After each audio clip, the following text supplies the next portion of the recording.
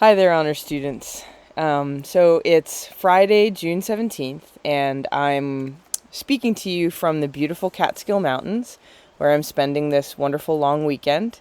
Looking forward to a lot of reflection as we observe Juneteenth.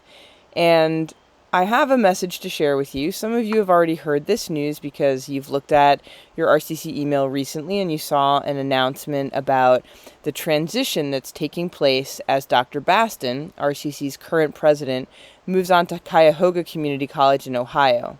And what's going to happen is that Dr. Susan Deere, our current provost, and the provost is the person in charge of academic affairs, of the entire academics for the college.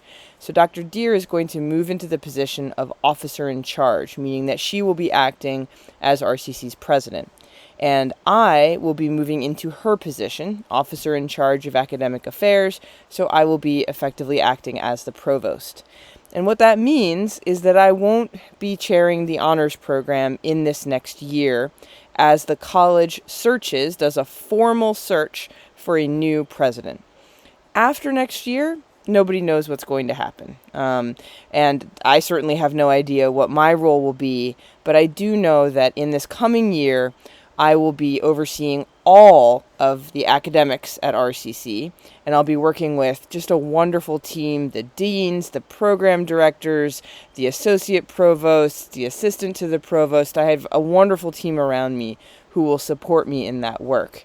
But this is a hard message to record because it means that I'm stepping away from the honors program, at least temporarily, and I've been doing this since late 2014, and it was my dream job. From about my second year working at RCC, I realized that what I wanted to do was to hang out with the honor students and to learn from you.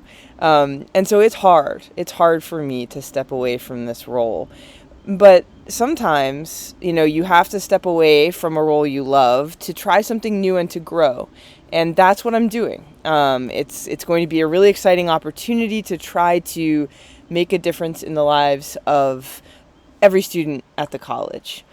And so I understand if you are nervous, worried, right? Change is always anxiety producing, and we have had our fair share of change over these past 2.5 years with COVID.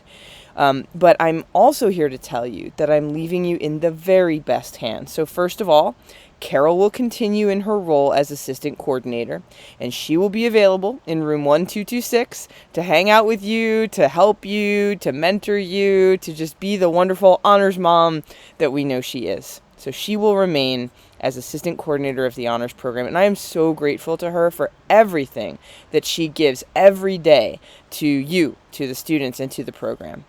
The program chair will actually become two people for this next year. Professor Peter Arvanites, who is a math mentor, and Dr. Megan Nolan, who is an English professor, and she also coordinates the Reading and Writing Center, and she'll be stepping away from that work a little bit to take on this work, running the honors program with Professor Arvanites. And so you have two really wonderful people who love you, the honor students, who respect you and admire you so much, who are your dedicated teachers, who are phenomenal, enthusiastic, committed, organized.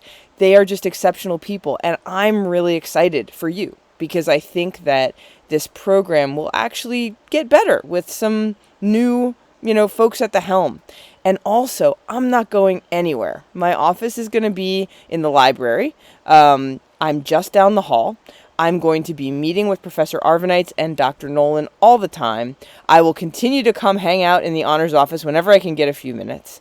I am here for you if you need me. It may take me a little longer to get back to you. It may be a little harder for me to find time to fit into the schedule to meet with you, but I still want you to keep in touch with me. If I have taught you and you're looking for a letter of recommendation, I want you to ask me for that. I want to give that to you. I want you to know that you are not being abandoned, that if I am your mentor, what's going to happen is that either Dr. Nolan or Professor Andrew Jacobs will become your mentor, but I am still available for questions, okay? You are not in any way being abandoned. You are continuing to be, loved and cherished by two of just the most extraordinary colleagues I have. Now, next week, the week of the 20th, we are hoping to have a Zoom session where you can just join and ask questions if you want. And so I will let you know via email and in our Discord server when that Zoom session is going to happen.